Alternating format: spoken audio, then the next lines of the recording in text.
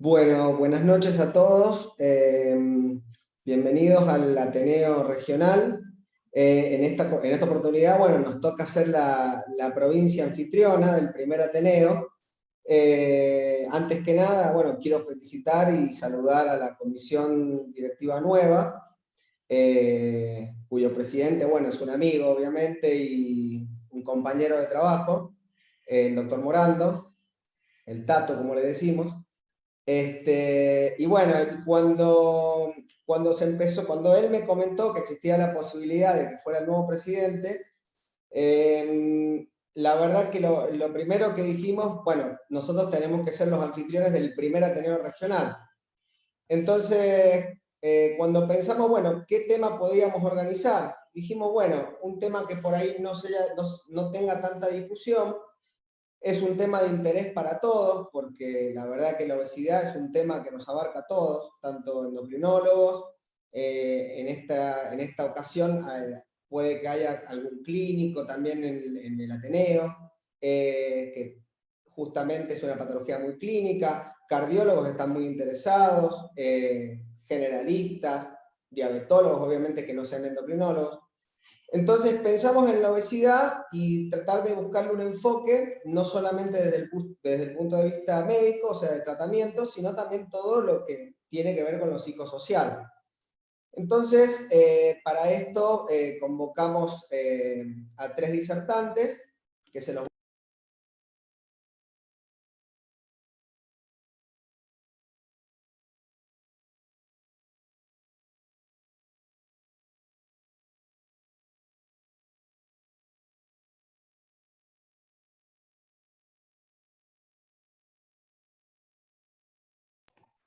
¿Ahora sale bien? Bueno, me imagino que sí. La dinámica del Ateneo, básicamente, bueno, consiste de un caso clínico que va a ser presentado por la doctora Cecilia Bufaliza. La doctora Bufaliza es especialista en endocrinología y diabetes. Es médica del programa Sanjuanino de Diabetes y actualmente está cumpliendo funciones en el programa Sanjuanino de Diabetes. Ella nos va a dar un caso clínico. Luego va a hablar la doctora Celia del Canto. Ella es mendocina, médica psiquiatra de la Universidad Nacional de Cuyo. Es magíster en psiconeuroendocrinología de la Universidad de Favaloro. Es jefa del Servicio de Salud Mental del Hospital Lago Mayores de Mendoza, presidenta de la Asociación de Psiquiatras de Mendoza, y ella nos va a hablar sobre por qué la obesidad no es una elección. Y para terminar, nos va a disertar el doctor Rodrigo Castañeda, que es parte de la sección de endocrinología y diabetes del Servicio de Clínica Médica del Hospital Marcel Quiroga, especialista en clínica médica, magíster en endocrinología, y él nos va a contar sobre los distintos tratamientos existentes en la obesidad. La dinámica va a ser las 3 charlas en continuado y luego vamos a dejar el tiempo para las preguntas. Las van a escribir en el chat y yo las voy a leer. Así que bueno, cuando quiera Santiago empezamos. Hola, buenas tardes. Soy Cecilia Bufaliza, médica endocrinóloga del programa Sanjuanino de Diabetes. Primero quiero agradecer a FACEM por la invitación. Yo les voy a presentar un caso clínico para introducirnos en el tema de hoy, que es el dilema de la obesidad. Les presento el caso de una mujer de 60 años que tiene antecedentes personales de diabetes tipo 2 hace 8 años. Además presenta diagnóstico de obesidad, hipertensión arterial, hipotiroidismo y reemplazo de válvula aórtica. El tratamiento habitual de la paciente es el que les muestro a continuación. Ella se encontraba con insulina glargina, 70 unidades por día, insulina spártica, 12 unidades por día, las cuales tiene distribuidas en dosis fija de 4 unidades antes del desayuno, almuerzo y cena. Además, toma metformina 2 gramos por día, linagliptina 5 miligramos por día, y el resto de la medicación que toma la paciente es hidroclorotiazida, losartán, atenolol, levotiroxina, atorvastatina de 20 miligramos, aspirineta y acenocumarol. La primera consulta de la paciente fue en septiembre del año 2020, cuando es derivada por su médica de cabecera el Programa Sanjuanino de Diabetes para iniciar tratamiento con liraglutida. El programa de diabetes se encarga del monitoreo y seguimiento de los pacientes del ámbito público en tratamiento con liraglutida mediante nuestro equipo médico y nutricionista en forma conjunta con el médico de cabecera. En esta primer consulta, la paciente tenía un peso de 78 kilos, una talla de 1,52, lo que da un índice de masa corporal de 33,7, con diagnóstico de obesidad grado 1. Tenía en ese momento una circunferencia de cintura de 112, una TA de 130/85. La paciente no fuma y realizaba para ese momento muy poca actividad física. El laboratorio que nos trae en esta primera consulta tiene una hemoglobina glicosilada de 8,7, un perfil lipídico también alterado con HDL de 39, un LDL de 111 y nos trae además un fondo de ojo con una retinopatía diabética no proliferativa. Con estos datos de la paciente, más sus antecedentes, se inicia tratamiento con liraglutida a una dosis ascendente, desde 0,6 hasta llegar a 1,8 miligramos por día, más el plan nutricional, que lo que se hizo en ese momento es iniciar una dieta hipocalórica y se recomienda la realización de actividad física de más de 150 minutos semanales. Al mes de la primera consulta se vuelve a evaluar a la paciente. Para ese momento estaba usando liraglutida, una dosis de 1,8 miligramos por día. El peso de esa consulta fue de 75,6 kilos, había bajado casi 2,5 kilos en este último mes de tratamiento, lo que nos da un índice de masa corporal de 32,7. Estaba haciendo actividad física de 3 a 4 veces por semana. La actividad que realizaba la paciente es caminatas de 1 hora. En el automonitoreo glucémico, como tenía varios valores de hipoglucemia, había sido evaluada en este último mes por su médica de cabecera, quien había bajado la dosis de insulina glargina a 60 unidades por día. Recordemos que ella usaba al inicio del tratamiento 70 unidades de glargina. En esta oportunidad, además, se refuerza el plan alimentario. La tercera consulta de la paciente fue en enero de este año, a los 3 meses de la consulta anterior. Para ese momento la paciente estaba usando una dosis de liraglutida de 1,2 miligramos por día, la cual había sido descendida por ella. Desconocemos el motivo, ya que no refería intolerancia digestiva ni ningún otro síntoma. Además, había disminuido la actividad física y para ese momento no estaba cumpliendo tampoco con el plan nutricional.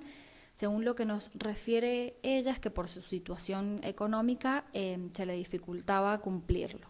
A pesar de esto, la paciente en este tiempo había bajado de peso un total de 9 kilos desde el inicio del tratamiento, lo que representa un 11% de pérdida de peso. Como continuaba con valores de hipoglucemia, en este último tiempo también había sido evaluada por su médica de cabecera, quien había bajado la dosis de insulina basal a 45 unidades por día. Este es el laboratorio que nos trae para ese momento. Y con esto lo que hicimos fue volver a aumentar la dosis de liraglutida a 1,8 miligramos por día. Se insiste además en la importancia de cumplir el plan alimentario y la actividad física y se solicita además completar el laboratorio, sobre todo con hemoglobina glicosilada, ya que desde el inicio del tratamiento no teníamos ningún control. A los 2 meses, la paciente consulta nuevamente. Estaba haciendo muy poca actividad física y continuaba con dificultad para cumplir el plan alimentario. A pesar de esto, en este último tiempo había bajado 400 gramos, con un total de descenso de peso de casi 10 kilos desde el inicio del tratamiento. Como continuaba con valores de hipoglucemia, en este tiempo habían bajado la dosis de insulina a 40 unidades por día. Y el laboratorio que nos trae para ese momento tiene una hemoglobina glicosilada de 8,7, la cual no se había modificado con respecto a la hemoglobina anterior, triglicéridos de 219, HDL de 39 y LDL de 115. Con esto, lo que hicimos fue cambiar la atorvastatina de 20 miligramos que tomaba la paciente por rosuvastatina de 20 para ver si de esta manera lográbamos obtener el objetivo de LDL. Y como en todas las consultas, insistimos en la importancia de complementar el tratamiento farmacológico junto con las medidas higiénico-dietéticas. La última consulta de la paciente fue en mayo de este año. Para ese momento la paciente estaba usando liraglutida a una dosis de 1.8 miligramos por día e insulina glargina 40 unidades por día. El resto de la medicación continuaba igual. No estaba haciendo para ese momento actividad física, a pesar de que se había insistido, ni cumpliendo el plan nutricional. A pesar de esto, no había aumentado de peso en estos últimos 2 meses, bajó 400 gramos, lo que con un total de descenso de peso de 10 kilos desde el inicio del tratamiento, lo que representa un 12% de pérdida de peso. Tenía para ese momento una circunferencia de cintura de 100, con un índice de masa corporal de 29,4, y además le habíamos solicitado que realice el automonitoreo glucémico antes de las comidas.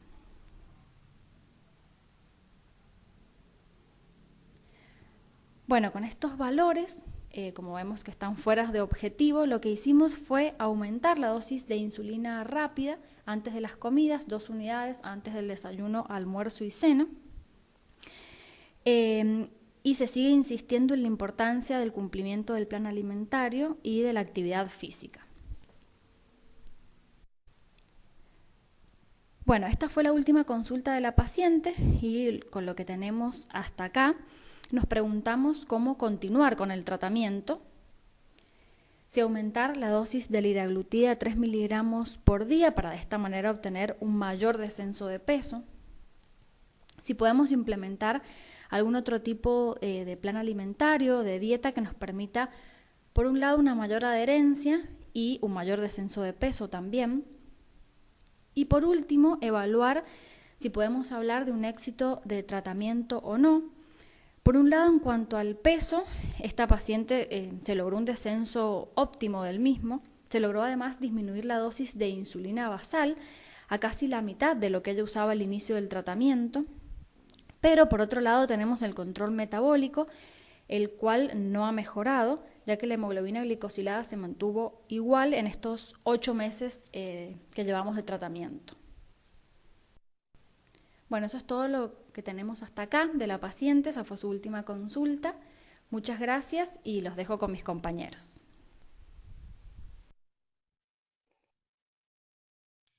Bueno, la verdad que muy interesante el caso, es un caso típico, los que hacemos diabetes sabemos que esto nos pasa bastante regularmente. Y es un desafío, es un desafío. Ahora, bueno, contamos con las armas de las medicaciones, que antes por ahí era muy limitado lo que teníamos, pero aún así estamos limitados. Pero bueno, vamos a ver qué tenemos disponible y cómo tenemos que abordar. Ahora nos va a hablar la doctora Celia del Canto, que es psiquiatra, y nos va a hablar de los aspectos psicosociales. Bueno, buenas noches a todos. Mi agradecimiento a FACEN y mi agradecimiento también a haber accedido, porque yo les pedí hablar en streaming. Me resulta mucho más cómodo saber que están ahí en vivo, del otro lado, y bueno, accedieron a esto, así que vamos a hacer fuerza para que Sun Wi-Fi no nos traiga ningún problema. ¿Por qué la obesidad no es una elección? La siguiente, Santiago. Esto es de la OMS, es para profesionales y también para el público en general. Y habla un poquito de la explicación de por qué la obesidad es una enfermedad tan compleja. Dice que las raíces de la obesidad son muy profundas y las vamos a ir desarrollando a todas. La siguiente. Habla de la biología, que después la vamos a desarrollar solita. Habla de alimentos. ¿Por qué habla de alimentos? La epidemia de obesidad ocurre en los últimos 30, 35 años. Antes no teníamos los porcentajes de obesidad que hay ahora. ¿Qué cambió? Cambiaron muchas cosas, por supuesto, depende de qué región estemos hablando, de qué cultura estemos hablando. Pero fundamentalmente, hasta hace unos 30, 35, 40 años, el modo de comer era distinto. La gente cocinaba en sus casas, la gente tenía sus huertas, ahora en algunos casos han vuelto a tenerlas, la gente tenía sus animales, no se compraban alimentos como he descrito acá, alimentos procesados, no estaban los supermercados como están ahora, con toda esa infraestructura, estaba el almacén, digamos, que en general vendía el mismo tipo de productos, ahora tenemos el supermercado con el alimento procesado, muy denso en caloría, pero a la vez muy pobre en nutrientes, que es muy barato, es más barato comer eso que comer comida saludable. Además están muy promocionados. Hay otro punto que habla del marketing, siempre con propagandas muy vistosas, que relacionan a que si comemos tal o cual cosa vamos a ser más felices, más exitosos. Eso en el cerebro de un paciente que tiene obesidad va minando permanentemente el sistema de control, que es la corteza orbitofrontal. Aumenta el apetito, el paciente se ve más motivado por la comida y obviamente termina actuando en el circuito de recompensa, en el accumbens, y le da mucho más recompensa a lo que come. Siguiente. Un riesgo genético, que es el 40 al 70% de la interacción entre los genes y el ambiente. Y además, como recordamos, por la epigenética, esto se traslada hasta 4 generaciones, o sea, lo que se provoque en una persona que tiene una obesidad se va a trasladar a 4 generaciones. El acceso al sistema sanitario. ¿A quién le enseñan en el pregrado sobre obesidad? Ya sea, después vamos a ver un estudio de la SAM, que es en nutricionista y en médicos, en relación a qué saben de obesidad cuando salen de la universidad. Hay un desconocimiento de los profesionales, hay un desconocimiento de la población. La población ¿qué cree la familia del obeso? Que está eligiendo hacer eso, que elige ser gordo, que no hace nada para cambiar esto. Y a esto se suma que cuando realmente decide modificarlo, se encuentra con un montón de barreras, que no hay en la salud pública tratamientos para la obesidad, no hay consultorios especializados, no hay, si se tiene que internar, no hay camas para esos pacientes, no hay quirófanos para esos pacientes, no hay medicación disponible en la salud pública para que el paciente pueda tratarse de esa patología.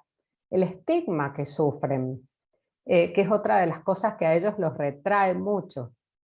La siguiente. Acá está la encuesta de la SAM, que les decía, donde está relacionado son más o menos mitad y mitad, 54 de licenciados en nutrición y 45 de médicos. Y vamos a ver que sumando el nivel de conocimientos entre nulo y bajo, vamos a ver que en prevención tenemos un 40% de desconocimiento. En diagnóstico tenemos aproximadamente un 30%. En las medidas higiénico-dietéticas, esto que decían en el caso, en ejercicio, dieta, tenemos también un 30 y pico %. En fármacos tenemos más del 45, casi el 50%, y lo mismo tenemos con respecto al tratamiento quirúrgico. La siguiente. Otro de las raíces estas de la que habla la OMS son los acontecimientos vitales, que son muy importantes, tanto en la vida intrauterina como en los primeros años de vida. Son críticos, sobre todo, por ejemplo, en una madre estresada, deprimida y desnutrida durante la vida prenatal, va a generar un eje del estrés en el feto, sumamente activado, que es lo que se llama el fenotipo hiperreactor vulnerable, donde después ese eje va a hacer que cuando tiene comida disponible, coma para cuando no haya. Y además, como filogenéticamente venimos formados para esto, los cazadores cazaban y se comían todo porque comían para cuando no hubiera. Pero ¿qué nos pasa a nosotros? Comemos porque además somos monos completadores, entonces nos comemos todo lo que nos sirven porque después no va a haber, pero el tema es que a la hora hay de nuevo, y a las 2 horas hay de nuevo, y a las 3 horas hay de nuevo. Entonces no hemos evolucionado en esto. Y en el paciente que tiene obesidad, la corteza prefrontal es muy débil, es muy vulnerable, es muy frágil. Entonces no puede decirle, no, basta, estás comiendo saludable, tenés diabetes, tenés hipertensión. Lo que acá menciona, en la adultez, ¿qué pasa? Son sedentarios, además están estresados, tienen una alteración del ritmo circadiano, muchos hablan ahora de un síndrome circadiano, que además de obesidad, diabetes, los pacientes que ven ustedes son hipertensos non-diper, tienen una dislipidemia, y además venimos los psiquiatras para completar, y como están deprimidos, y muchos no saben, no manejan el tema de fármacos, les damos fármacos que les aumentan más de peso. El marketing, que ya más o menos lo mencionamos, y salud mental, donde ya voy a hablar de depresión y obesidad. La siguiente. Con respecto al sueño, esto que les decía de el síndrome circadiano, la alteración del sueño, que produce una alteración en el cortisol, una hipercortisolemia, y como saben, esto produce aumento del perímetro abdominal, la alteración de la grelina, con estos antojos, los comedores nocturnos, y la disminución de la leptina, o finalmente el aumento de la leptina con una resistencia a la leptina. Y el estigma, sumamente importante, y cada vez que por suerte ahora se está teniendo muy en cuenta, pero durante muchos años no se ha prestado la atención suficiente al estigma, la discriminación que tienen estos pacientes. Esto los estresa más, les provoca estrés crónico y los termina deprimiendo, y ya vamos a ver por eso los grandes porcentajes de depresión en la obesidad. Y el sesgo autodirigido, que es la medida en la que los obesos todo el tiempo respaldan las creencias negativas sobre su peso. Entonces, como se miran tan mal, ¿qué hacen? Evitan entornos saludables, no van a hacer actividad física, porque no, ¿cómo me voy a poner el jogging si me veo ridículo? ¿Y cómo me voy a ir a mover si me muevo y no me puedo mover porque estoy tan gordo? Todo eso los va encerrando cada vez más en un callejón sin salida. Siguiente.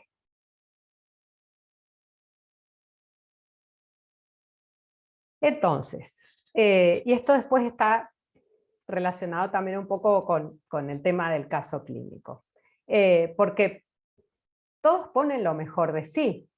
Ustedes les cambian drogas y les suben y les bajan y les dan y les den. Nosotros tratamos de que esté mejor de ánimo y les damos antidepresivos. Pero ¿qué no cambiamos? Seguimos poniendo la responsabilidad en el paciente, seguimos culpando a la víctima, tanto desde los profesionales como desde el entorno familiar o desde la sociedad. Me gustó poner una frase de Einstein que dice: locura es hacer lo mismo una y otra vez e intentar resultados diferentes. La siguiente. ¿Y por qué la obesidad es una enfermedad tan compleja, además de todo lo que ya hemos mencionado que nos dice la OMS?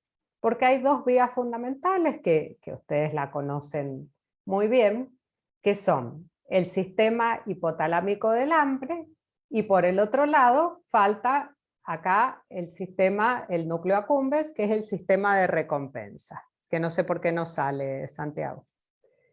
El sistema hipotalámico del hambre, donde sabemos que están todos los núcleos interconectados del hipotálamo, ahí apareció. El sistema hipotalámico del hipotálamo, ahí lo bajé, donde vamos a tener el núcleo lateral, el ventromedial, el dorsomedial del arcuato, el paraventricular, bueno, todos esos que se encargan de recibir toda esa información periférica que les va llegando constantemente, la leptina que está sensando a partir de la producida por el tejido adiposo, por el adipocito, la glucosa, la insulina, la grelina que llega desde el estómago. ¿Y qué hace el hipotálamo lateral? El hipotálamo proyecta hacia el área tegmental ventral, que son neuronas dopaminérgicas que se comunican directamente con el núcleo accumbens y a la vez y viceversa, el núcleo accumbens con el sistema hipotalámico del hambre, y vamos a ver por qué esto es tan importante. Por el otro lado tenemos el sistema mesolímbico de recompensa, donde tenemos las vías dopaminérgicas del área tegmental ventral que ya habíamos mencionado. El cuerpo estriado, que es el que va a manejar toda la parte motora, es la que va a hacer que ejecutemos la acción en función de la recompensa. El accumbens, que es justamente el centro de la recompensa. La corteza prefrontal, que es la que toma las decisiones, la que ejecuta, y que en el caso de la obesidad, como les digo, está muy vulnerable, con muy poca capacidad de decidir y de tomar decisiones y de pensar todas estas cosas, de evaluar todo esto antes de poder ejecutar, y se deja llevar, digamos, por el deseo. Y la amígdala, que es la de la memoria, la emoción, que en estos pacientes siempre va a estar relacionado, por eso esto del hambre emocional, que siempre va a estar relacionado con que la comida le recuerda tanto con lo placentero como con lo displacentero. Con lo placentero, yo me acuerdo que fui a esa fiesta y comimos eso que era tan rico, o lo que cocinaba mi abuela. Y con lo displacentero, yo me acuerdo que esa vez que me peleé con mi marido y me sentí tan mal, fui y me compré el alfajor y ahí me sentí tan bien. Siempre la emoción impregnando todo. La siguiente.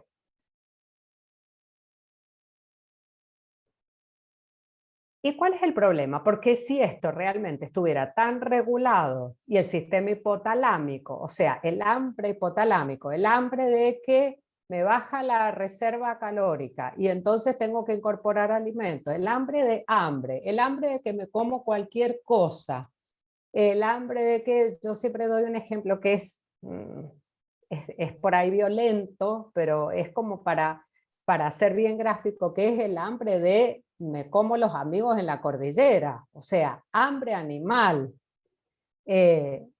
A lo otro, que es lo que maneja el sistema mesolímbico de recompensa, el apetito, la motivación, la recompensa, la elección, la preferencia. ¿Y qué pasa? Como los seres humanos somos seres deseantes y nos hicieron el sistema mesolímbico para eso, para desear, y por eso por ahí pasan las adicciones, pasan las conductas sexuales, pasa la alimentación, para que podamos, las adicciones porque engancharon la misma vía, pero ¿por qué nos gusta el sexo? Porque necesitamos reproducirnos. ¿Por qué nos gusta comer? Para no morirnos. El tema es que acá está desfasado. Entonces el sistema mesolímbico de recompensa anula el sistema hipotalámico del hambre. Y tenemos suficiente energía, no es que nos falte energía, pero lo mismo, aún tenemos deseo de consumir alimentos altamente sabrosos. Siguiente. Entonces, vamos a tener de que el sistema de recompensa tiene dos partes, la parte opioide y la parte dopaminérgica. La parte opioide, que es el liking, que es la que se dispara por los estímulos ambientales asociados a alimentos. Por ejemplo, la propaganda. No tengo hambre, pero vi la propaganda del alfajor, 3 capas, dulce de leche con chocolate, no sé qué, y listo, se disparó el liking. Y aparece lo que se llama craving, que es ese deseo irresistible de comer determinados alimentos, que el paciente se los describe como ansiedad, como por ansiedad. Yo siempre les hago la distinción y les digo, La ansiedad, ¿qué es ansiedad? La ansiedad es otra cosa, la ansiedad es eso que se siente que es inquietud, es desasosiego, está relacionado con la angustia, y por ahí a veces encontramos la motivación, porque el paciente empieza a asociar cuando come por verdadero hambre a cuando come porque lo que tiene es esto, que no es exactamente ansiedad, pero se da cuenta cuando es este hambre emocional que llamamos. Y la siguiente, la parte dopaminérgica, que es la que controla el wanting, que es directamente lo que nos conduce a comer, la motivación. Siguiente. Y acá vamos a tener un ejemplo con respecto al umbral hedónico en un paciente con obesidad. Para el paciente, el cerebro es tonto, digo yo siempre. El cerebro lo que sabe es que le subió la dopamina y que le subieron los endocannabinoides, la sustancia, los neurotransmisores endocannabinoides. Entonces, vamos a ver que para un paciente con obesidad, el umbral hedónico lo logra de la misma manera que le digamos que se va a ir de viaje. Mira, te vas a ir a Europa, le sube así. Mira, vas a ir a una fiesta, a un casamiento que va a estar buenísimo, le sube así. Y tiene un atracón y tiene lo mismo, porque la dopamina sube igual, que es lo mismo que pasa con el paciente adicto. Siguiente. Y el dilema de las emociones, que esto es muy importante por la prevalencia en el sexo femenino. Ansiedad, hombre, mujer, comer por ansiedad, que es lo que nos refieren los pacientes. Comer por tristeza, comer por cansancio o comer por enojo. Siguiente.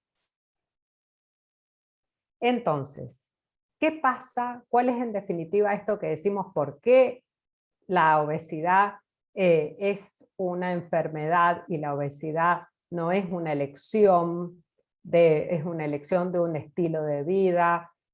¿Por qué no nos podemos quedar con que el paciente no quiere, el paciente no puede? ¿Y por qué el paciente no puede? Porque tiene una pobre autorregulación entre la corteza prefrontal y las redes límbicas. Tiene una hiperrespuesta al entorno. Está todo el tiempo sensando qué alimento hay en su entorno, muy pendiente de todo lo que haya. No se puede controlar, como habíamos dicho, tiene una corteza prefrontal muy pobre, con muy poco autocontrol, que además se conecta, se lleva muy mal con el límbico. Entonces el límbico, que es un cerebro muy emocional, con un límbico y una amígdala que siempre ganan, siempre terminan llevando la delantera. Y con una amígdala, un hipocampo y una ínsula que siempre van a recibir de otra manera, para ellos el alimento siempre va a significar otra cosa, diferente al paciente que no es obeso. Siguiente. Entonces, las conclusiones son que hay un consumo calórico, hedónico y emocional que es mucho más importante que el otro, que no le podemos decir a la gente que coma menos, porque no alcanza, que el paciente sabe qué hacer, lo que pasa es que no puede hacer eso que sabe que tiene que hacer. Que es muy importante que las estrategias estén enfocadas al consumo hedónico, porque eso es lo que no puede manejar. Y que los tratamientos farmacológicos deben tener efectos sobre ambas áreas, tanto sobre la vía homeostática hipotalámica, sobre el hedónico, que es el del núcleo accumbens. Siguiente. Y un poquito para hablar de la interfase entre depresión y obesidad. Tenemos que el porcentaje, la prevalencia de depresión es del 10%, obesidad 30%, en Argentina es 25 y pico. El sobrepeso y la obesidad son factores de riesgo para depresión y viceversa. Hay un review bastante nuevo de 6 estudios que dicen que la obesidad se asocia, o sea, además de que los pacientes con obesidad se deprimen mucho más, responden mal a los antidepresivos. Y sería por un polimorfismo del gen de la leptina. ¿Qué depresión tiene el paciente con obesidad? Tiene el trastorno depresivo mayor atípico, donde tienen más obesidad, tienen más adiposidad y tienen más aumento, tienen mayor circunferencia de cintura, y que aún persiste después de que ha remitido el episodio depresivo y que se relaciona con la influencia del cortisol alto durante mucho tiempo. Siguiente. Este es un metaanálisis de, faltan dos, si le haces 2 clics, Santiago. Ahí está, no, uno era, perdón. Tenemos pacientes deprimidos que no eran obesos y pacientes obesos que no estaban deprimidos. ¿Qué pasó? Los pacientes obesos tienen un 55% de riesgo de sufrir depresión a lo largo del tiempo, que no estaban deprimidos. Y los pacientes deprimidos que no eran obesos tuvieron un 58% más de posibilidades de volverse obesos. Siguiente. Esto mínimamente es para ver la interfaz entre la depresión y obesidad y cómo, arrancando desde la obesidad o arrancando desde la depresión, terminan en lo mismo. Desde la obesidad sabemos que tenemos la desregulación del eje, ustedes saben mejor que yo todo esto, disregulación del eje HPA, el aumento de los glucocorticoides, la hiperinsulinemia, la resistencia a la insulina y la leptina, los niveles de resistina adiponeptina alterados, todo lo que es ese ambiente inflamatorio, tanto a nivel periférico como a nivel central. En el cerebro pasa exactamente lo mismo. Y que terminan produciendo la disregulación emocional y depresión. Y desde la depresión tenemos exactamente lo mismo, pero que termina al revés y genera obesidad. Siguiente. Esto es más o menos lo mismo, solo que les traje para mostrar esto. Que el aumento de las citoquinas proinflamatorias que se producen tanto en la obesidad como en la depresión, porque las dos son enfermedades inflamatorias de bajo grado, cambian la vía de la serotonina. Entonces, la serotonina termina produciendo la indolamina 2,3-dioxigenasa y disminuye la producción de serotonina cerebral. Esta es una de las causas de depresión en los pacientes obesos. Por eso, cuando muchos me consultan que están usando tratamientos para algún fármaco para bajar de peso, si le sacan el antidepresivo serotoninérgico, y yo siempre les digo que no, que combinen, porque la serotonina está disminuida. Entonces, ya sea que estén usando liraglutide, semaglutide, que estén usando naltrexona, bupropión, no le saquen el serotoninérgico, porque es muy importante, les pone la otra pata que les falta. Siguiente.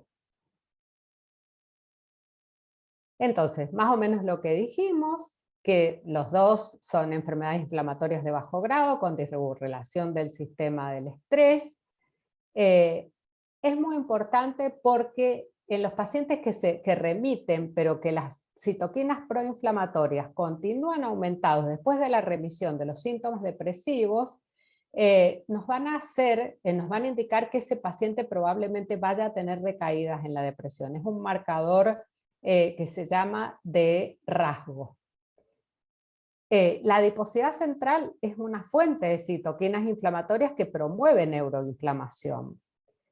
Y además, los aumentos de cortisol, de leptina y de insulina desregula el eje HPA y resistencia a la insulina. Esto aumenta más la inflamación y empeora la depresión. O sea, es un círculo que no se cierra nunca. Siguiente. Entonces, esto es lo que pasa a nivel central. Aumenta la permeabilidad de la barrera hematoencefálica, ingresan las citoquinas periféricas a nivel de la inflamación, de la neuroinflamación, digamos, que teníamos, y esto va a provocar alteraciones cognitivas, y ustedes lo ven en el paciente obeso, como a veces pareciera que el paciente no entiende las indicaciones o se olvidó, y las emocionales, que es lo que estamos hablando, la depresión. Siguiente. Esto es más o menos lo mismo, el aumento de las citoquinas proinflamatorias y cómo termina produciendo a nivel cerebral una remodelación sináptica, la apoptosis neuronal y la disminución de la neurogénesis. Siguiente. Y como la hipercortisolemia aumenta al neuropéptido I, que a su vez la leptina no lo puede disminuir, entonces esto retroalimenta el circuito obesidad-depresión. Siguiente. Este es un estudio que hicimos en el Hospital Lago Maggiore con personal del hospital, 74 médicos y enfermeros del hospital, donde ¿qué le medimos? Le medimos escalas, le hicimos estrés percibido, le hicimos la escala de estrés laboral, le hicimos también el HAD, la escala de ansiedad y depresión hospitalaria, y miren lo que nos encontramos. Nos encontramos un 68,9% de pacientes con ansiedad. ¿Y qué nos encontramos para hacer la relación? Que un 70,8, casi el 71, tenían un índice de masa corporal fuera de rango. Y un 56,75 tenía el perímetro abdominal aumentado. Y casi un 61% tenía LDL aumentada. O sea, acá pudimos ver la relación, y con respecto a estrés percibido y a estrés laboral, un 63,5% estaban fuera de rango. O sea, acá vimos la relación directa de que lo que les digo entre ansiedad, estrés, depresión y aumento del índice de masa corporal, del perímetro abdominal y de la LDL, que es la que no mejora con el tratamiento, porque aumenta HDL, pero LDL en general no mejora con el tratamiento antidepresivo. Siguiente. Cuando tratamos la obesidad, mejoran los síntomas depresivos. Los cambios en el índice de masa corporal se correlacionan significativamente con los cambios en la depresión. O sea, mientras más peso pierden los pacientes, más mejoran los síntomas depresivos. Después de que hacemos el tratamiento, disminuyen los marcadores inflamatorios, que son lo que habíamos dicho, interleuquina 1, 6, la proteína C reactiva, y la reducción de los niveles de proteína C reactiva. A veces no podemos hacer interleuquinas, pues son caras, ustedes saben, pero simplemente con la proteína C reactiva vemos cómo está altamente correlacionada con la disminución de los síntomas depresivos. Siguiente.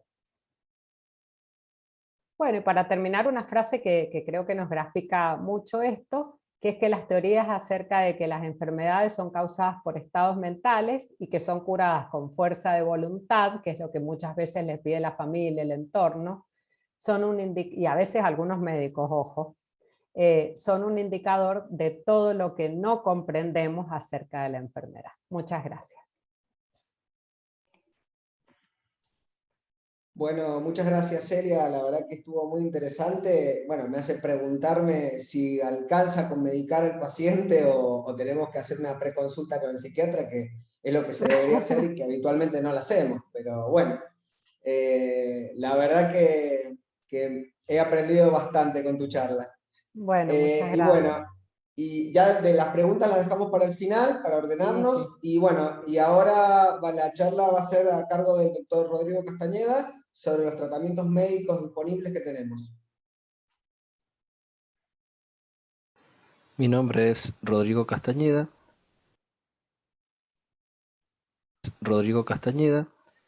Vamos a hablar sobre tratamientos existentes en obesidad, haciendo especial hincapié en la evaluación y el tratamiento médico. No presento conflictos de interés en este tema.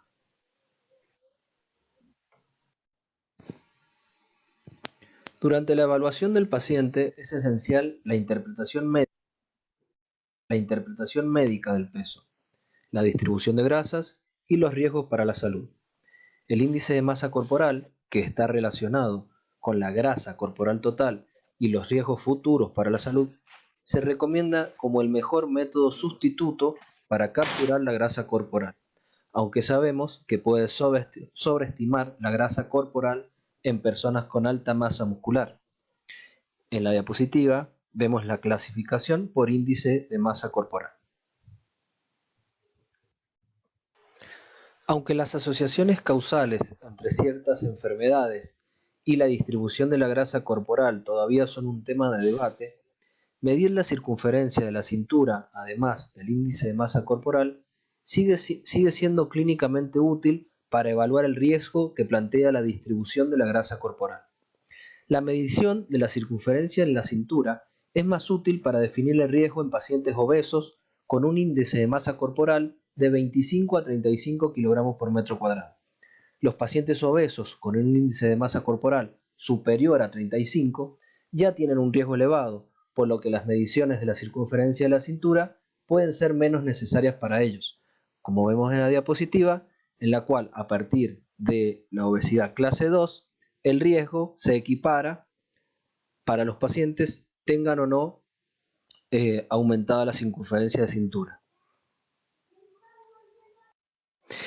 Es necesario documentar otros factores de riesgo y comorbilidades. Diferentes condiciones se suman a los efectos adversos para la salud del sobrepeso y la obesidad en sí. La pérdida de peso puede ayudar a reducir la presión arterial elevada, la glucosa en sangre, los niveles de lipoproteína de baja densidad y los niveles plasmáticos de colesterol y triglicéridos, y elevar los niveles de colesterol de lipoproteínas de alta densidad. Por tanto, pueden ser necesarias otras modalidades de tratamiento, incluida la terapia farmacológica para dichas condiciones.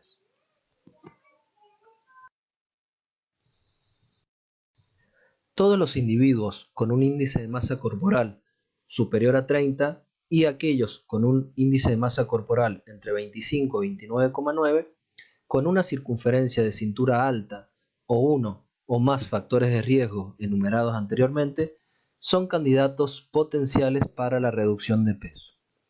Si el paciente no está abierto a la pérdida de peso, al menos se debe intentar la prevención de un aumento de peso adicional.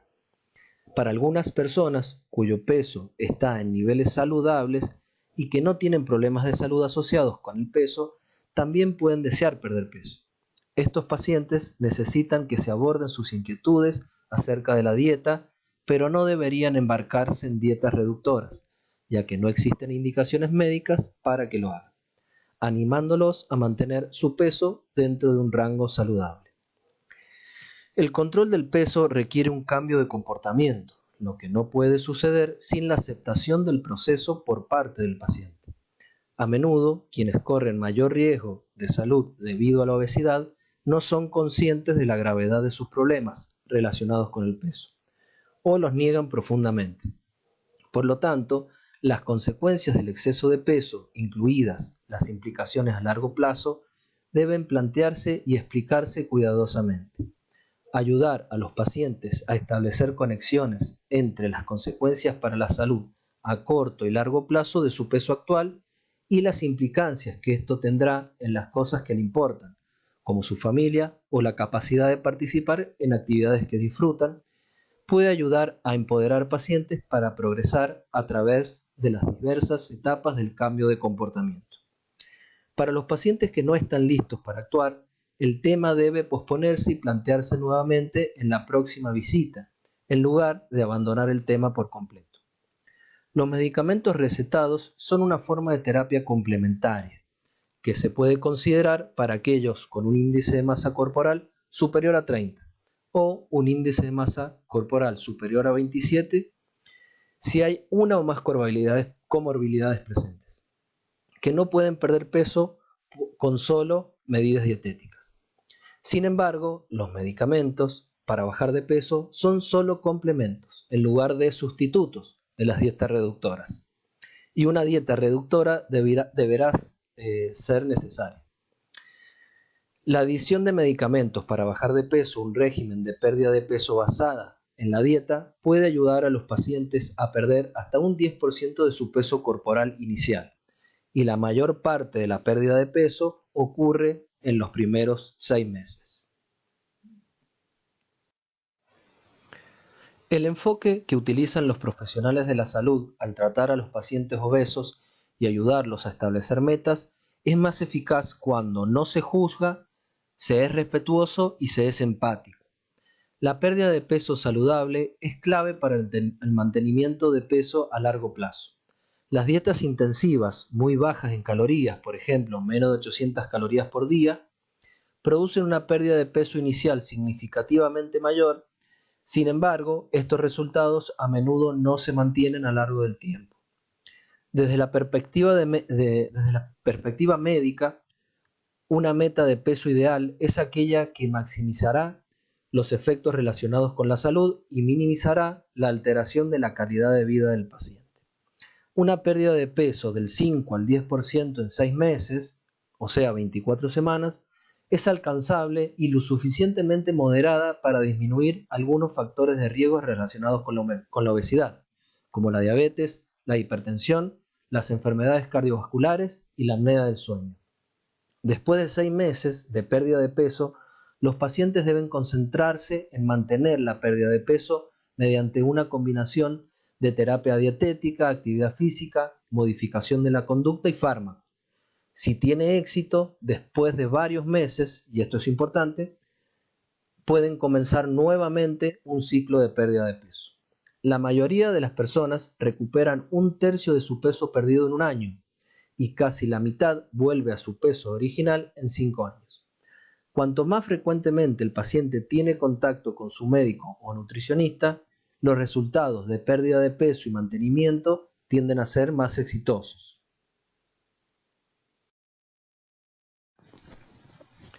Debido a que la obesidad es una enfermedad crónica, la farmacoterapia debe prescribirse con la intención de que se use de por vida y como parte de un plan de manejo integral que incluya nutrición, actividad física y asesoramiento conductual. La interrupción de un fármaco para el sobrepeso a menudo conduce a la recuperación de peso. La farmacoterapia actual de la obesidad se dirige a las desregulaciones neurohormonales subyacentes que causan el aumento de peso y previenen la pérdida de peso sostenida. Los cambios en las hormonas en respuesta a la pérdida de peso, incluida la dieta, como la reducción de la hormona leptina, que es anorexígena, y el aumento de la grelina, que es orexígena, crean un entorno fisiológico propicio para que el cuerpo regrese a su punto de ajuste de peso corporal más alto previamente establecido.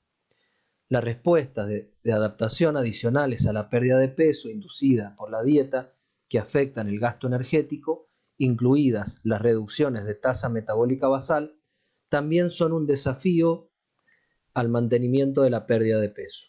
Los objetivos del tratamiento de la obesidad son la prevención primaria, secundaria y terciaria, es decir, para prevenir el desarrollo o exacerbación de la obesidad y sus complicaciones.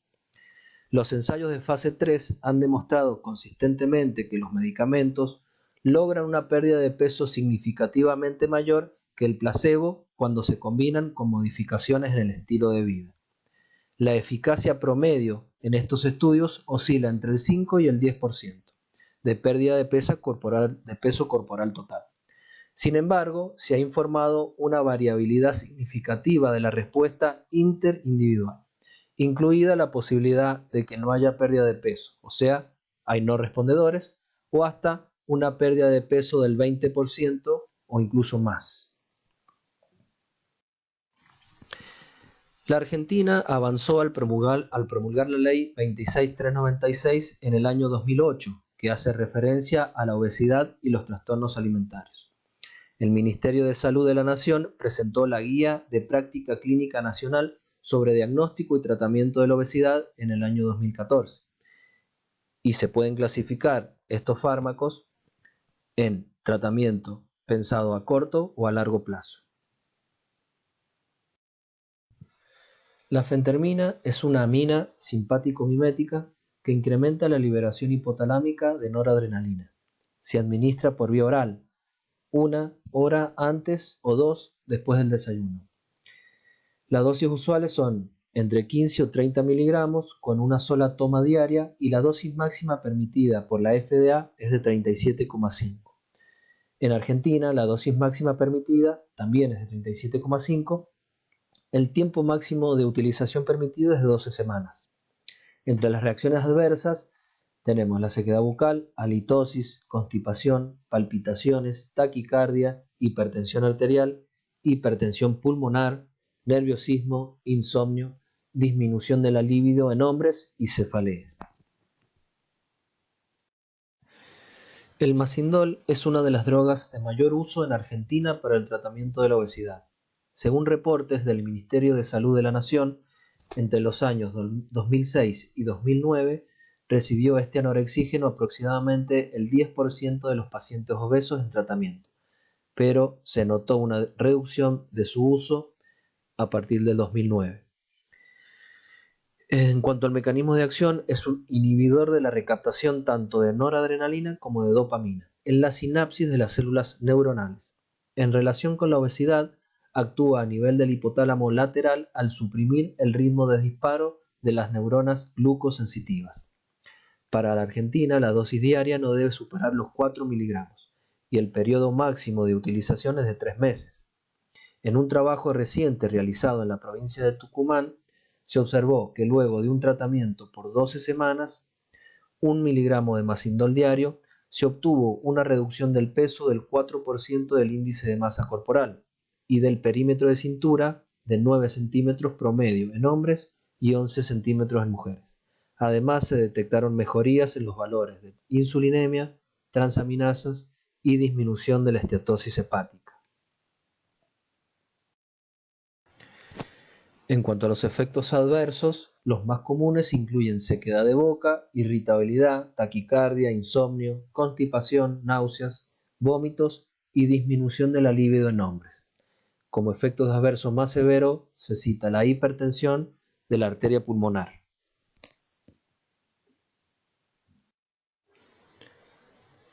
El Orlistat promueve la pérdida de peso al inhibir las lipasas gastrointestinales, disminuyendo así la absorción de grasa del tracto gastrointestinal.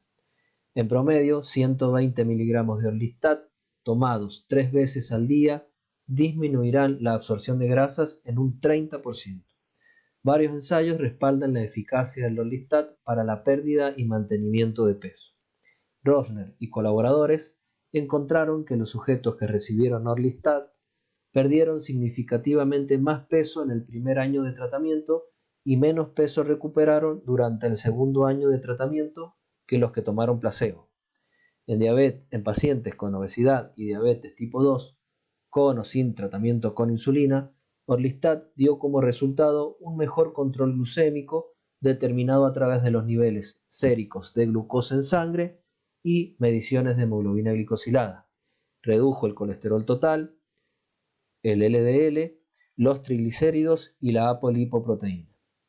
Los efectos secundarios gastrointestinales del Orlistat, que incluyen heces grasas, aceitosas, urgencia fecal, manchado graso, aumento de la defecación, incontinencia fecal, flatus, consecreción y evacuación aceitosas, son las principales razones para la interrupción del tratamiento. Este análogo, liraglutide, tiene alta similitud con el GLP-1 humano nativo en un 97%. Según el receptor, prolonga la acción de dicho péptido y tiene una vida media larga de 13 horas. En presencia de nutrientes en el estómago y el intestino proximal, regularía hasta un 60% la respuesta de insulina postprandial, disminuyendo tanto la concentración de glucosa en ayunas como la postprandial. Además, retarda el vaciamiento gástrico, inhibe la secreción de glucagón, aumenta la sensación de saciedad a nivel central, reduce el consumo de alimentos, logra una discreta pérdida de peso y evita el aumento de peso. Genera una mayor disminución de la circunferencia de cintura que el exenatide, otro análogo del GLP-1, y de placebo. A su vez, produce una disminución media de la presión sistólica de 2,5 milímetros de mercurio, reduce el colesterol total y mejora el perfil lipídico, optimiza la función endotelial y la cardíaca. Scale, obesidad y prediabetes, y Scale y diabetes evaluaron el efecto del liraglutide 3.0 sobre el sobrepeso y la obesidad con normoglucemia, prediabetes y diabetes, respectivamente. Ambos ensayos clínicos de 56 semanas, aleatorizados, controlados con placebo y doble ciego, demostraron una pérdida de peso media significativamente mayor que el placebo, 8% frente a un 2,6% en Scale, obesidad y prediabetes, y un 6% frente a un 2% en Scale y diabetes. Aunque el liraglutide 3.0 miligramos no se evaluó en un ensayo de resultados cardiovasculares, la dosis más baja de liraglutide 1.8, aprobada para la diabetes tipo 2, se evaluó en el ensayo LEADER. Después de una mediana de 3,8 años, las personas que recibieron liraglutide 1.8 demostraron una reducción del riesgo del 13% en eventos cardiovasculares mayores, de 3 puntos en comparación con placebo. El análisis de los resultados adicionales mostró una reducción del 22% en las muertes por enfermedades cardiovasculares y una reducción del 15% en las muertes por todas las causas. Esta reducción del riesgo fue impulsada principalmente por una reducción en la muerte por causas cardiovasculares. Dentro de las contraindicaciones tenemos los pacientes con antecedentes de neoplasia endocrina múltiple tipo 2, con historia personal o familiar de carcinoma medular de tiroides, además embarazo y lactancia. Los efectos adversos son trastornos digestivos fundamentalmente, náuseas, diarrea. Las hipoglucemias son poco probables, más que nada asociada a medicamentos como sulfonilureas y a insulina, y no se han detectado anticuerpos contra el liraglutide. La dosis máxima permitida para el descenso de peso es de 3 miligramos por día por vía subcutánea. La dosis de inicio es de 0,6 miligramos por día, con aumentos progresivos de 0,6 miligramos día por semana. Fue aprobada por la ANMAT en 2010 como droga antidiabética y en 2014 como droga antiobesidad. En Argentina, la ANMAT la aprobó como droga antidiabética en noviembre de 2013, registrada con el nombre comercial Victoza, y como droga antiobesidad en septiembre del 2018. El bupropión es un inhibidor de la recaptación de dopamina y norepinefrina que promueve la activación de las vías centrales de melanocortina. La naltrexona es un antagonista del receptor opioide que disminuye el circuito de retroalimentación autoinhibitoria del receptor opioide mu en las neuronas hipotalámicas anorexígenas activadas por el bupropión, lo que permite una pérdida de peso sostenida.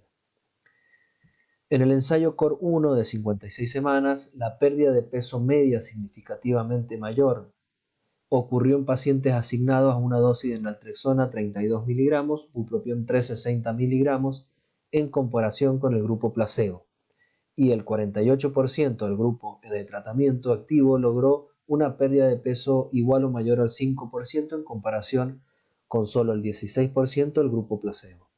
El bupropión en naltrexona se puede combinar con la terapia conductual intensiva para lograr una pérdida de peso aún mayor, 5% con placebo y 9,3% con la combinación de bupropión y naltrexona.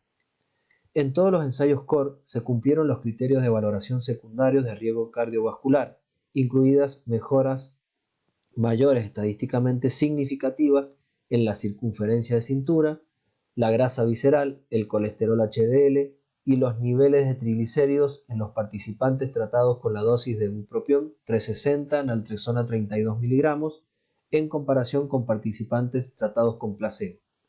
Los efectos secundarios más comunes del bupropión naltrexona incluyen náuseas, vómitos, estreñimiento, dolor de cabeza, mareo, insomnio y sequedad de boca. Está contraindicada en la hipertensión arterial no controlada, en la anorexia, la bulimia, procesos de interrupción abrupta de alcohol, benzodiazepinas, barbitúricos, drogas antiepilépticas, uso de drogas que contengan bupropión. La FDA recomienda monitorear a los pacientes para detectar un empeoramiento o aparición de pensamientos o comportamientos suicidas. El topiramato, como actúa en el sistema nervioso central, tiene efectos que alteran en este el equilibrio calórico. El antagonismo de los receptores AMPA puede reducir la ansiedad por comer compulsiva o adictivamente, lo que apoya la efectividad del topiramato en mejorar los trastornos de la alimentación y reducir otros comportamientos adictivos. Fue autorizada en Estados Unidos por la FDA en el año 2012 y aún no ha sido autorizada en Europa, Canadá y Argentina.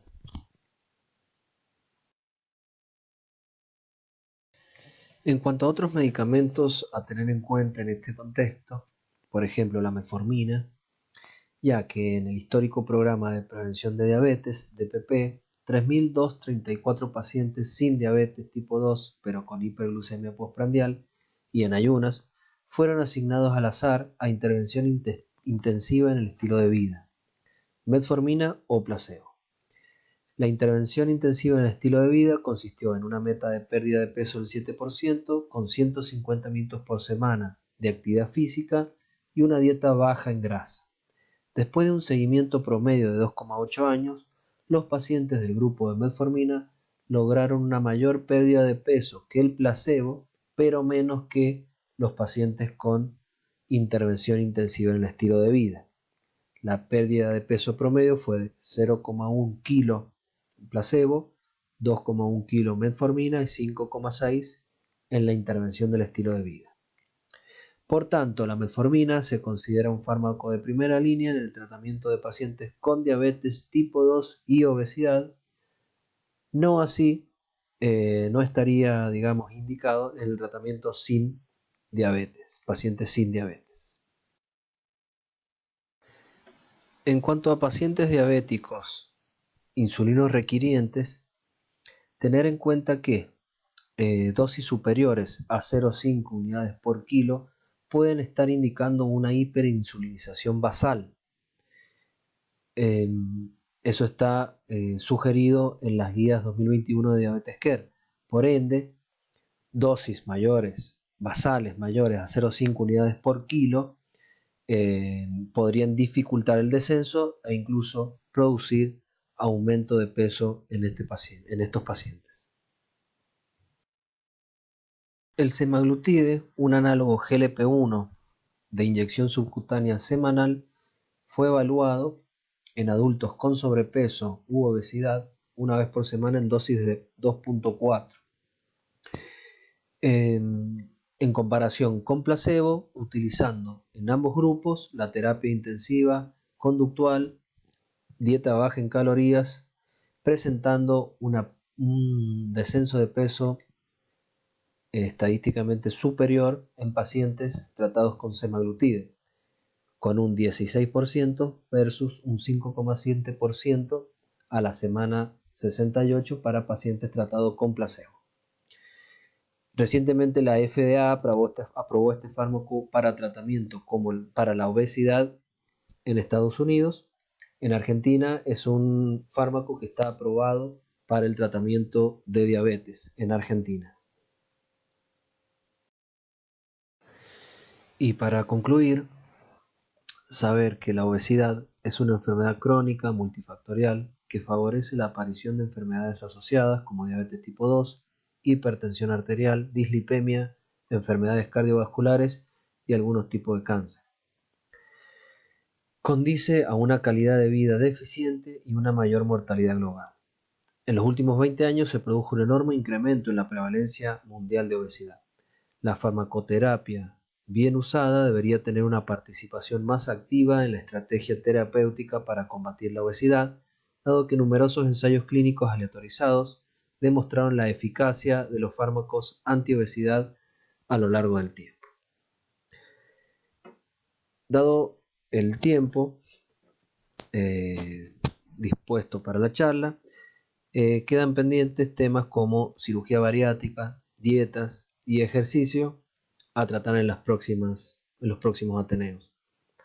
Muchas gracias.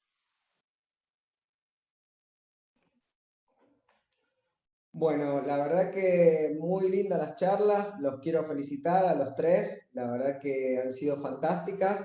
Y bueno, ahora vamos a empezar con las preguntas. Yo quiero retomar lo que comenté recién, es un comentario para Celia.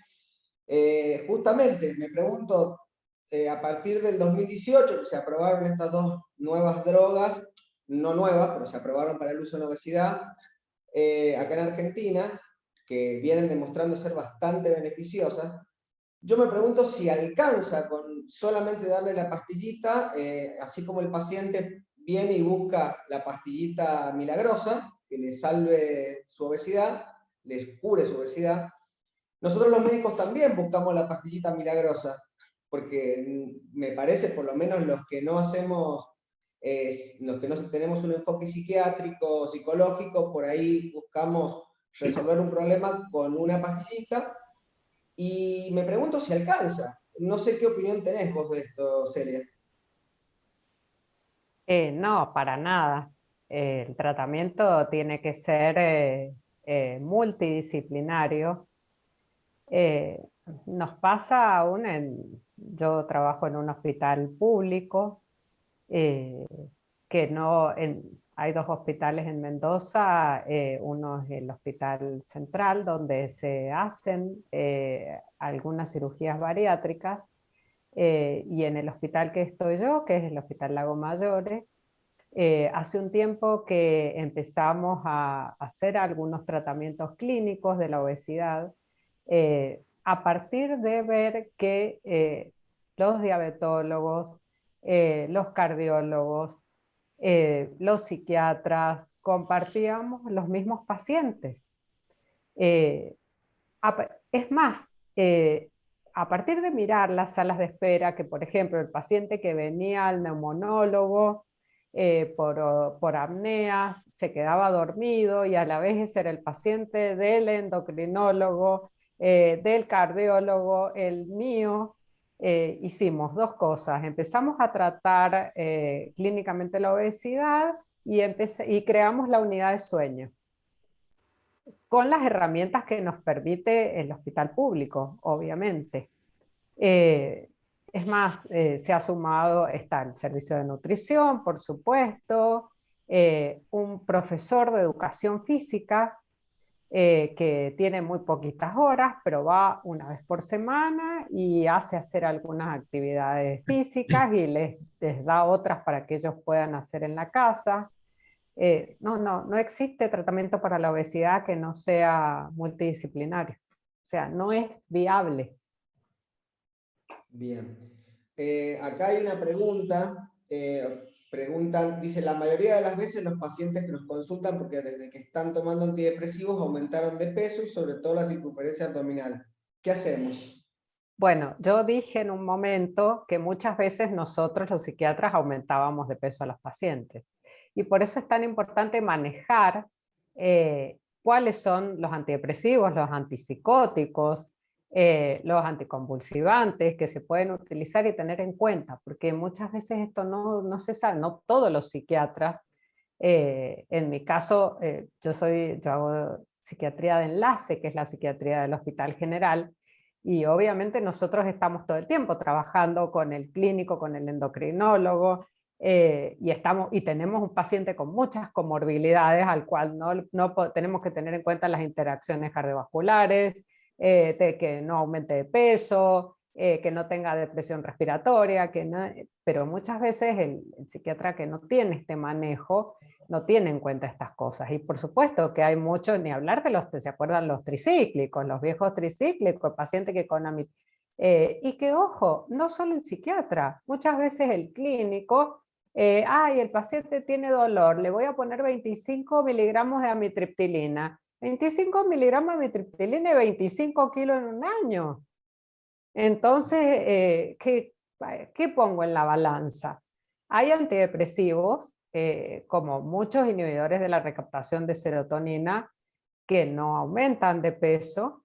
Por ejemplo, sertralina, escitalopram, paroxetina sí aumenta de peso porque es muy anticolinérgico, es como un tricíclico mejorado. Los nuevos duales en general no aumentan de peso, la duloxetina, la desvenlafaxina un poquito, pero por eso hay que tenerlo en cuenta. Los antipsicóticos igual, hay antipsicóticos que con olanzapina hay pacientes que vienen con 10 kilos en un mes. Entonces, bueno, sí, está más tranquilo, pero ¿y después ese paciente, cuántos años le quité de vida? Sí, dejó de delirar, pero le quité un montón de años de vida. Acá comentan, es urgente que el equipo en el enfoque de esta enfermedad sea multifactorial, difícil lograrlo en nuestro sistema. Sí. Después, la dosis aprobada por FDA para no diabético, esto me imagino que es liraglutide. No, es semaglutide, debe ser. Yo le quiero hacer una pregunta a Rodrigo. Rodri, hola, que no te saludé. Mira, te quería preguntar, me hizo un poco de ruido, entiendo el punto, decís el tratamiento farmacológico debe ser de por vida. ¿Es posible?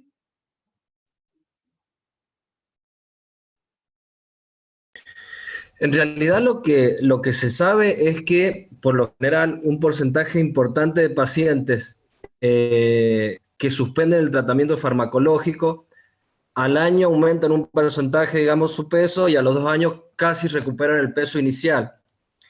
Si es posible o no, la verdad que no te sé contestar, pero creo que desde el punto de vista de lo que uno analiza, yo creo que sería lo más indicado.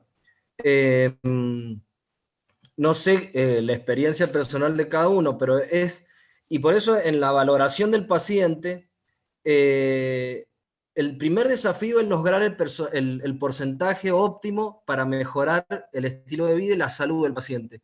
Pero el segundo desafío no es seguir bajando desde mi punto de vista, sino poder mantener el peso durante un tiempo prolongado, que es lo que, digamos, acostumbra al sistema endocrino a ese peso nuevo y que, digamos, van disminuyendo los sistemas contrarreguladores para volver al peso inicial, el peso, digamos, que se comenzó. Digamos, no hay duda que el tratamiento de la obesidad sí es de por vida. Quizá el tratamiento de por vida farmacológico podrá ser intermitente, quizás. Sí, porque, a ver, a más de uno le habrá pasado que el paciente le pregunta, ¿y por cuánto tiempo voy a tomar esta pastilla o me voy a poner esta inyección? Y la verdad que uno medio como que, por lo menos a mí Sí. me pasa, no me animo a decirle de por vida, porque Y en no sé si lo va a general, sostener y...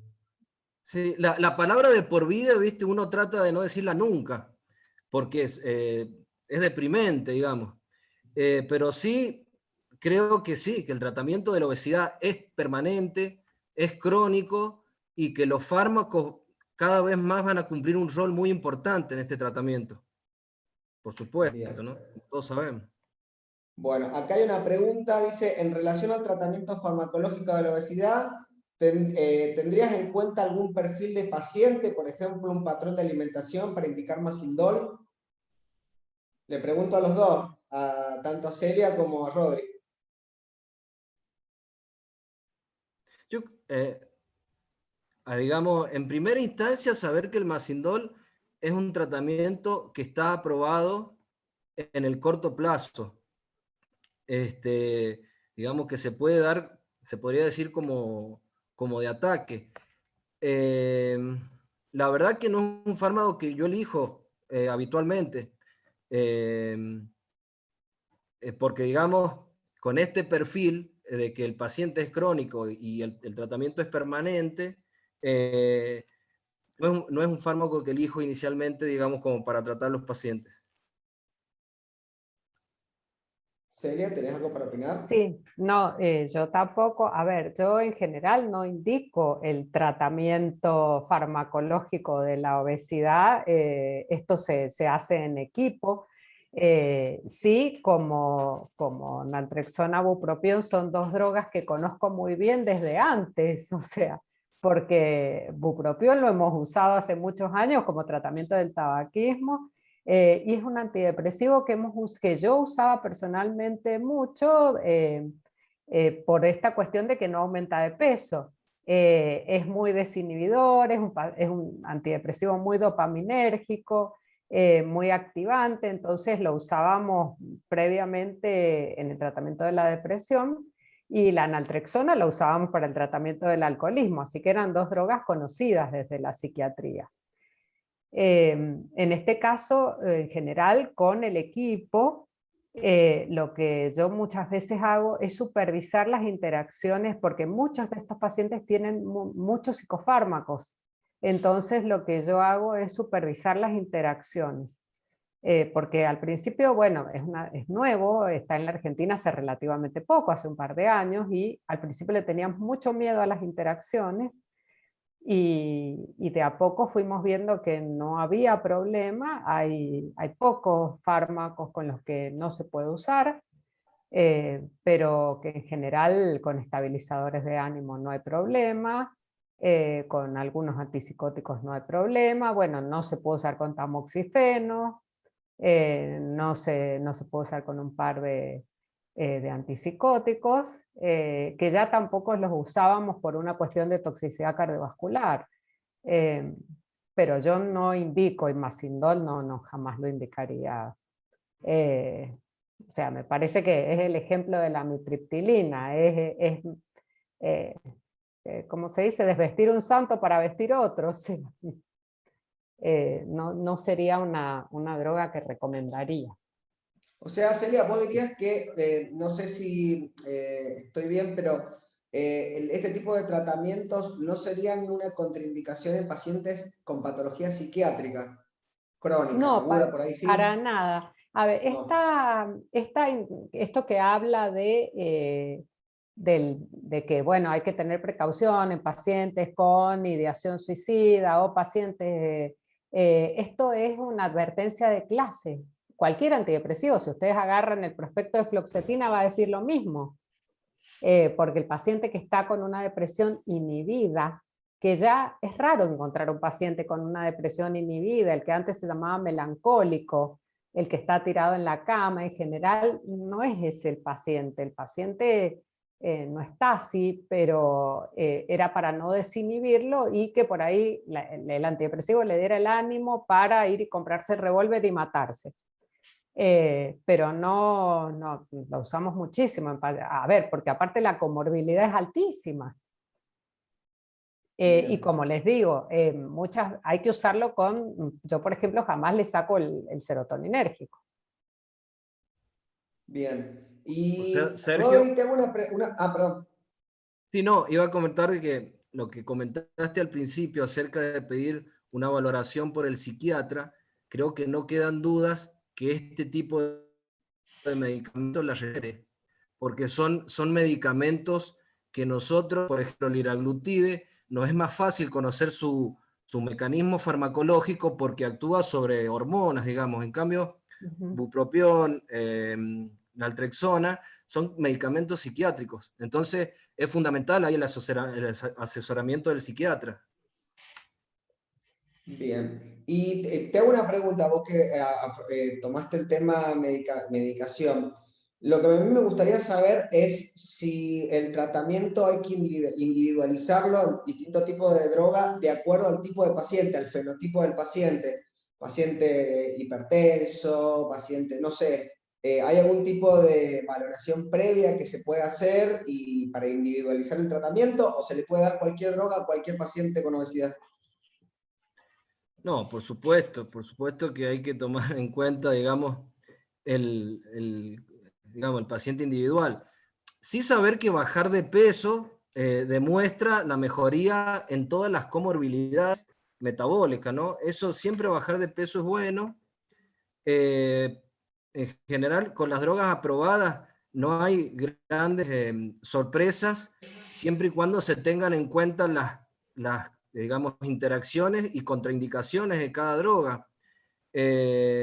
Nosotros lo que más vemos, por ejemplo, en diabetes, con respecto, por ejemplo, al caso clínico que presentó Cecilia, es muy importante, quizás lo nombré muy al pasar, pero esa paciente estaba, según las guías, hiperinsulinizada en cuanto a lo basal, y es algo que se nos puede escapar frecuentemente a los diabetólogos. Que si uno saca la cuenta, un paciente de 100 kilos comúnmente tenemos pacientes de 100 kilos con 60, 70 unidades de glargina, por ejemplo, ese paciente le va a costar mucho bajar de peso, incluso va a tener tendencia a subir y se la estamos produciendo nosotros por la insulinización basal. En lo que vos te referís, Sergio, tu pregunta, me parece que hay que tener en cuenta la medicación que está recibiendo, si es diabético, insulina o algún otro medicamento, digamos, que haga subir de peso. Y por ahí también a mí me gustaría preguntarle a Cecilia, ¿qué interpretación hicieron de esa paciente que mejoró el peso pero no mejoró la hemoglobina glicosilada. O a alguien que quiera hacer un comentario acerca de ese hecho, ¿no? Sí, tal cual, porque en realidad bajó un montón de peso. En 8 meses de tratamiento disminuyó casi un 12%, que es hasta incluso un poco más de lo que dicen las guías, digamos, de esta medicación. Pero bueno, la hemoglobina glicosilada estaba igual. Sí mejoró, como decías vos, Rodrigo, la dosis de insulina, que tenía casi 1 unidad kilo de glargina, porque inició con 78 kilos de peso el tratamiento y usaba 70 unidades de glargina, o sea que la dosis claramente estaba aumentada, o sea, más de 0,5 miligramos, como vos decías, de 0,5 unidades, digamos, por el peso de ella. Y bueno, logramos eso, o sea, que disminuyera la dosis de insulina glargina, pero sí, no modificó la hemoglobina glicosilada. Lo asociamos también un poco a que la verdad que era muy difícil que cumpliera las medidas higiénico-dietéticas, y decimos, bueno, por ahí eso hubiera ayudado a un mayor descenso de la hemoglobina glicosilada, pero por otro lado, el bajar de peso de por sí debería haber bajado la hemoglobina glicosilada. La verdad que no sé, no sé por qué no mejoró nada, porque la verdad que no bajó nada, ningún punto. Sí mejoraron sus valores glucémicos. Bueno, veíamos que una vez que agregamos liraglutida tuvo varios, como tenía hipoglucemias, iban bajando la dosis, o sea, disminuyó el requerimiento basal de insulina, pero bueno, no logramos mejorar el control de la hemoglobina glicosilada, ni el perfil lipídico tampoco, que como vos decías, la liraglutida disminuye el colesterol total, disminuye el LDL, pero bueno, en ella al contrario había aumentado, creo que tenía 111 al inicio, después 115, tampoco lo mejoró. Lo único, bueno, fue esto, el descenso de peso y la disminución de la dosis basal de insulina. Bien. Una pregunta acá hacen. Dicen, ¿qué objetivo de descenso de peso se plantearían para considerar efectivo o no el tratamiento farmacológico utilizado? Bueno, lo descripto, digamos, es un primer objetivo, digamos, cercano entre el 8 y el 10, entre el 5 y el 10%, me parece un éxito. Pero más éxito que eso, me parece mantener ese peso estable, digamos, en el transcurso del tiempo. Ese porcentaje del peso, digamos, se basa en los beneficios metabólicos que arroja, ¿no? Ese me parece un objetivo a lograr en primera instancia. Bien. Acá ponen, me pasa mucho al revés, que mejoran mucho el control glucémico, pero no bajan de peso con liraglutide. Sí, las respuestas son variables. Al menos a los hombres obesos también habría que derivarlos al andrólogo si fuera necesario. Tienen alta prevalencia de disfunción sexual. Sí, la verdad que sí. No sé si les pasa, si hacen el interrogatorio. Bueno, los que hacemos andrología habitualmente evaluamos este parámetro. No sé si lo hacen todos los endocrinólogos, diabetólogos, clínicos, evaluar la parte sexual, pero es una cosa a tener en cuenta. No sé qué opinan de eso. Yo creo que el manejo interdisciplinario es fundamental. Ahí también la doctora Enrico puso de derivar a los pacientes al hepatólogo y sí, creo que, o sea, ya el aumento de la grasa abdominal nos habla de aumento de grasa hepática, pancreática, entonces creo que el manejo multidisciplinario es fundamental. Bien, acá hay una pregunta para la doctora del Canto. Tengo pacientes con antecedentes de obesidad mórbida con y sin diabetes, que han descendido en pocos meses más de 20 a 30 kilos con cirugía bariátrica, pero veo que presentan en los meses posteriores síntomas depresivos más frecuentes que en los otros pacientes que deciden menos, pero con tratamiento nutricional y conduccional. ¿Podría estar relacionado con los mecanismos centrales sobre los que usted disertó? La mayoría de los trabajos son con bariátrica, estos de mejoría de los síntomas depresivos, en los pacientes que descendieron de peso. Justamente están hechos en pacientes con bariátrica. Así que teóricamente, y otro tema, el paciente con bariátrica, ustedes lo ven que también aumenta de peso después de la cirugía. O sea, si no continúa con un control estricto, el paciente, no es la solución la cirugía bariátrica, no es que listo, salió, se operó, chao, hasta luego, y de ahí en más nunca aumentó de peso. A veces aumentan más que antes. Y a veces hay que usar fármacos después de la bariátrica, porque el problema, yo tengo otra charla que doy que se llama el cerebro obeso. Lo obeso es el cerebro, o sea, por más que le corten el estómago, que hagan manga, gastrectomía, lo que se les ocurra, pero el problema está acá, el set point no se logra a nivel cerebral. Entonces hay que seguir controlándolo y muchas veces hay que usar fármacos después de la cirugía bariátrica. En general, los pacientes mejoran en las escalas de depresión después de la cirugía bariátrica. Pero hablando con todo este soporte que decimos, multidisciplinario, que tiene que continuar. Hay una cosa que me había olvidado y que por ahí es importante decir. Cuando encontramos ese paciente desmotivado, que uno dice, bueno, le doy la pastilla y no alcanza, ¿no? Por ahí una buena cosa es arrancar regulándole el sueño. Esto que hablé tanto del síndrome circadiano. En general el paciente duerme mal. Dormir mal implica todo esto que más o menos tratamos de describir a nivel hormonal, y en el paciente diabético, el paciente que duerme mal, arranca con glucemias de ayuna muy malas, y de ahí en más, bueno, la debacle total, como decían. Entonces yo uso muchísima melatonina, arriba de 10 miligramos, 10, 15 miligramos. Eso le ayuda mucho a regular el ritmo circadiano y la verdad que es una gran ayuda, y el paciente por ahí solo durmiendo bien, ya al otro día ve la vida de otro color. Bien. Bueno, acá ponen el gran problema de los nuevos medicamentos es el costo, imposible de acceder para los pacientes y con poca o nula cobertura de las obras sociales. Y preguntan más abajo cómo logramos que las obras sociales lo cubran al tratamiento. Bueno, a ver, yo puedo opinar que ya la obesidad ya es considerada una enfermedad y muchas obras sociales ya cubren los tratamientos. Por ahí no lo que nos gustaría. El tratamiento, a mí siempre me gusta decir que el tratamiento de la obesidad es un tratamiento caro. Lo enfoquemos por donde lo enfoquemos. Pero bueno, tenemos más cobertura de los tratamientos. No sé si hay alguna otra pregunta para ir terminando. Melatonina iniciando, ¿con 10 o con 15 miligramos directamente?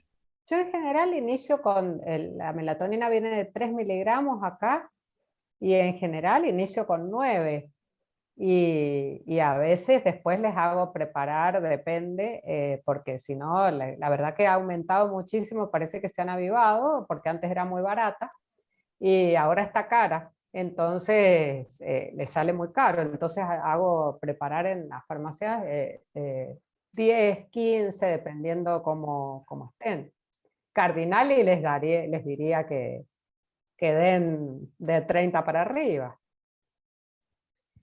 Bueno, y acá comentan, está muy de moda el ayuno intermitente y he observado también pacientes que al bajar de peso, con un descenso importante de peso, con este método desarrollan enfermedad psiquiátrica. Yo la verdad que no puedo opinar porque no lo he visto, y me parece que es otra de las tantas cosas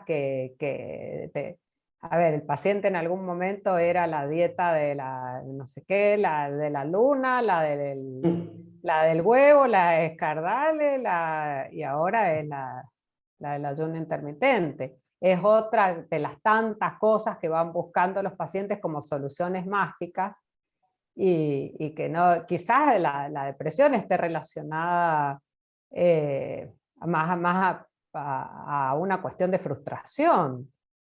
Porque son pacientes que vienen, los famosos dietantes crónicos, son frustrados crónicos. Y acá pregunta, ¿qué hora es la mejor para indicar la melatonina?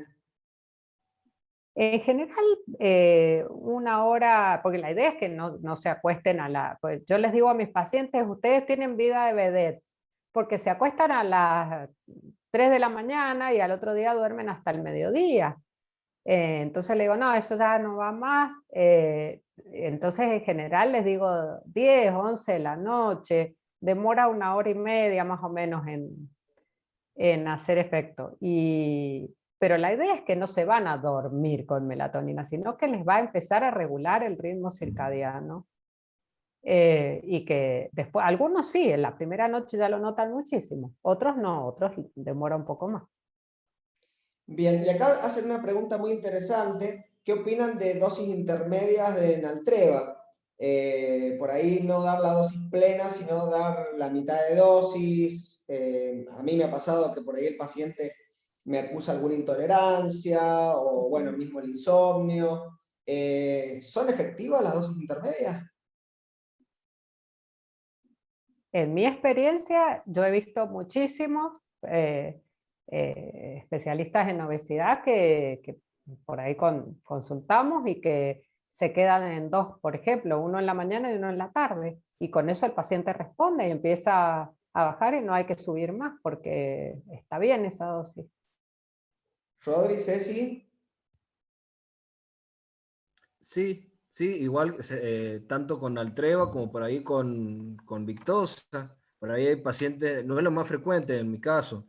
Por ahí, por lo general, hay que ir elevando. Sí puede variar la velocidad del ascenso de la dosis, pero por lo general se ve cierta por ahí tolerancia. Este, pero sí se puede por ahí mantener periodos largos, dosis menores a las máximas. También relacionarlo con la meta y el objetivo que uno tiene. Si se va logrando, se podría mantener. Ceci, ¿has tenido buena respuesta con dosis intermedia o qué has visto?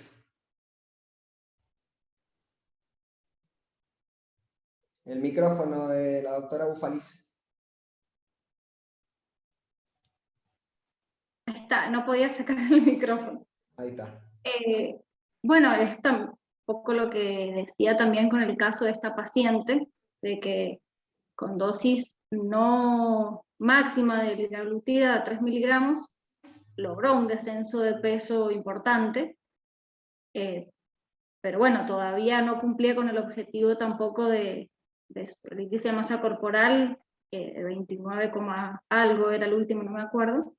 Entonces, bueno, si bien con dosis intermedia bajó de peso, pero bueno, como que todavía no es el objetivo óptimo que buscamos para ella, que además es diabética. Entonces, bueno. Sí, no sé si les pasa a ustedes, pero cuando uno ve lo del tema de las dosis intermedias, que por ahí el paciente o es por tolerancia o es por una cuestión económica, que lo quiere hacer durar más. La lapicera de liraglutide lo quiere hacer durar 2 meses, las pastillas de Naltreva lo quiere hacer durar también más tiempo, y por ahí viene más por ese lado que por la cuestión de tolerancia. Pero bueno, se ve bastante frecuente. Así que bueno, a ver, bueno, creo que no hay más preguntas. Bien. Bueno, solo me queda, bueno, agradecer en primer lugar a la industria, al laboratorio RAFO que nos apoyó en este Ateneo. La verdad que sin el apoyo de la industria esto se hace muy difícil, así que le quiero agradecer al laboratorio. En segundo lugar, le quiero agradecer a los disertantes. La verdad que las charlas fueron muy lindas, muy instructivas. Es un tema que habitualmente no tocamos en las reuniones de endocrinólogos. En esta reunión sé que hay muchos clínicos, generalistas, los estoy viendo, que hacen preguntas. Y bueno, y principalmente a FACEM y con la nueva comisión directiva, que bueno, que sepan que les vamos a dar todo el apoyo. Y bueno, y nada más, saludarlos, que tengan buenas noches y bueno, y nos veremos en el próximo Ateneo. Gracias. Muchas gracias por la Gracias, un invitación. gusto. Un gusto, igualmente. Chao, hasta luego. Chao.